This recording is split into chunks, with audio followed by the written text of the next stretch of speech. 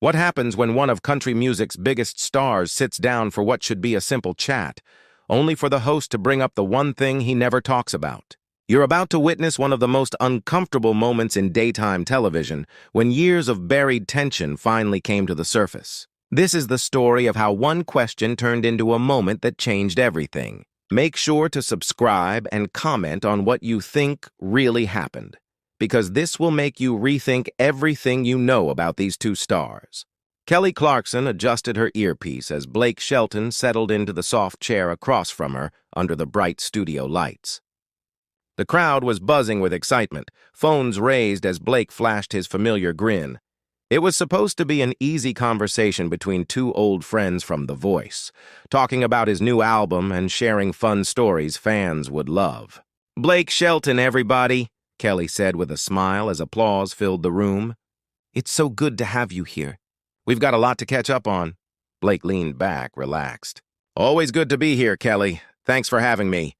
This place looks great. Way fancier than those spinning chairs we used to sit in." The audience laughed.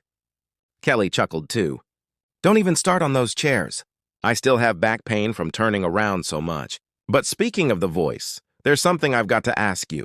Fans have been wondering for years." Her tone changed slightly, and Blake noticed. His smile didn't move, but his eyes did. "Go ahead," he said. "You know I'm an open book." Kelly leaned forward. "There's been a lot of talk about what really happened during our last season together. Things look tense on screen. I think it's time we talk about it." Blake's jaw tightened, barely. "Not sure what you mean, Kelly. We always had a great time." "Come on, Blake," she pressed, her voice sharper now. "That's not completely true.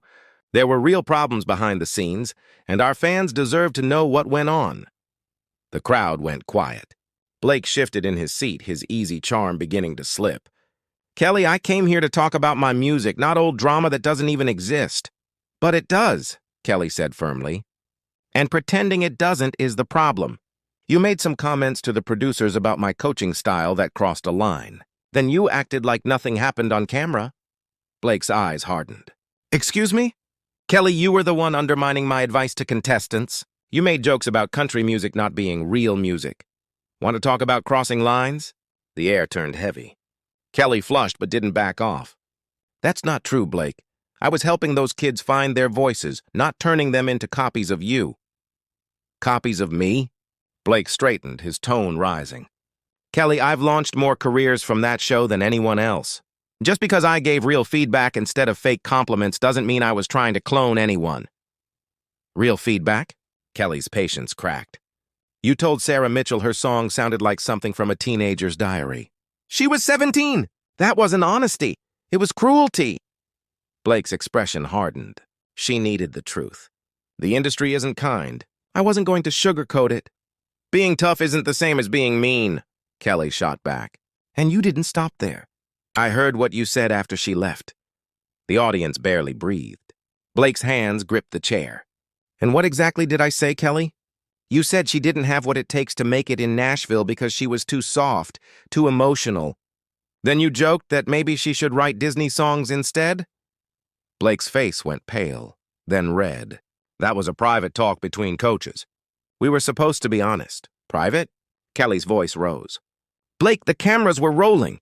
And Sarah was right outside. She heard every word." His composure cracked. "How was I supposed to know? And anyway, I wasn't wrong. Where's Sarah Mitchell now? What happened to her big career?" Kelly stood up, something she never did during interviews. "She quit, Blake. A 17-year-old girl who dreamed of music gave it up because of you. She's working at a bank now and hasn't picked up her guitar since." Blake stayed seated, voice louder now.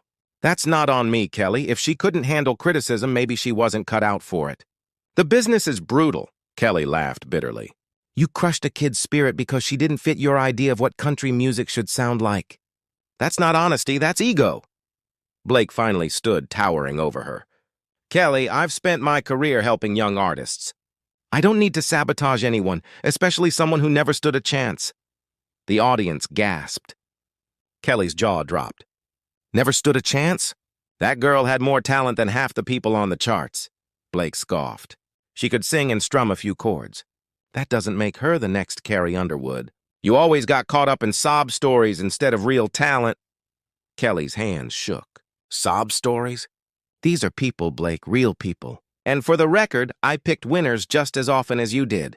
Blake's laugh was sharp. Kelly, when's the last time you heard one of your winners on the radio? I've got 3 of mine in the top 40. The room was frozen.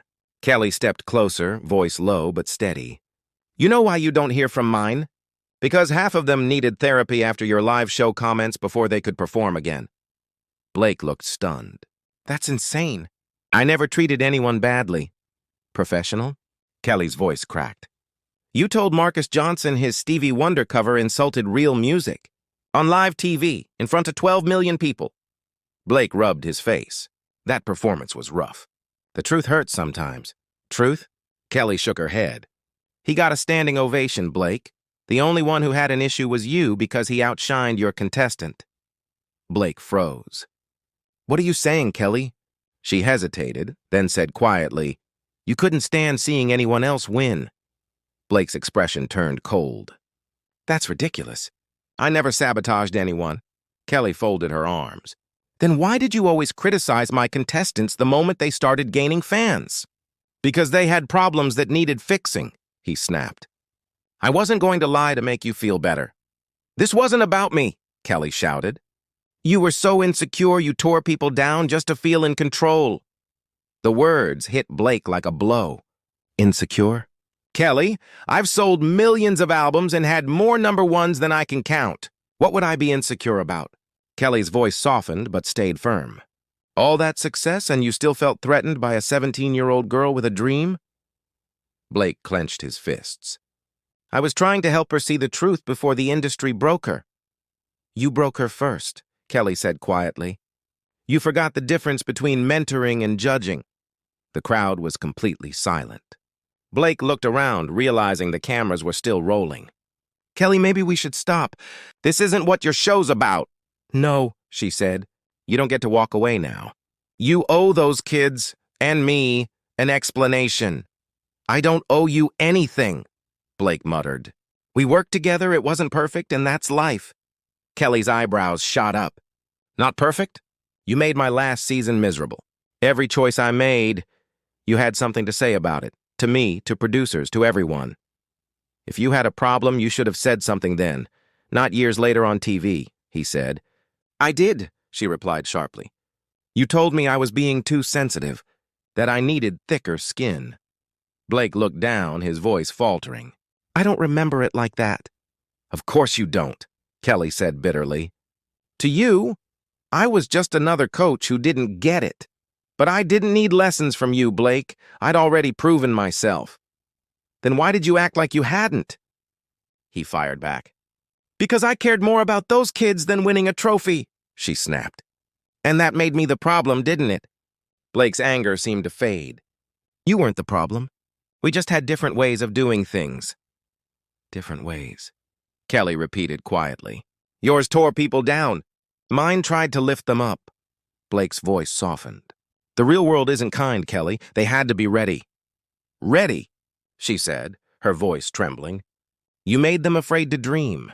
I watched it happen. For a moment, Blake's mask slipped, and he looked almost regretful.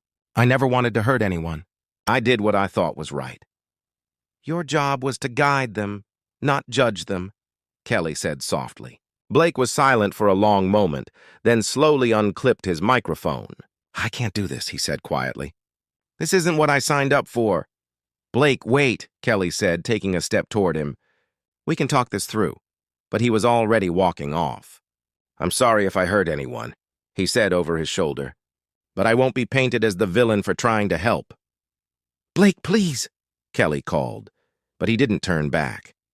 Some things can't be fixed, he said before disappearing backstage. Kelly stood alone, stunned, before slowly sitting back down. Well, she said finally, forcing a small smile. That's one way to end an interview. She looked into the camera. I know that was intense and not what anyone expected, but sometimes these conversations have to happen, even when they hurt. She took a steadying breath. If you stayed with us through that, make sure to subscribe and tell me what you think. Could this have gone differently, or was it bound to happen? Honestly, I'm not sure myself, but I'd love to hear your thoughts.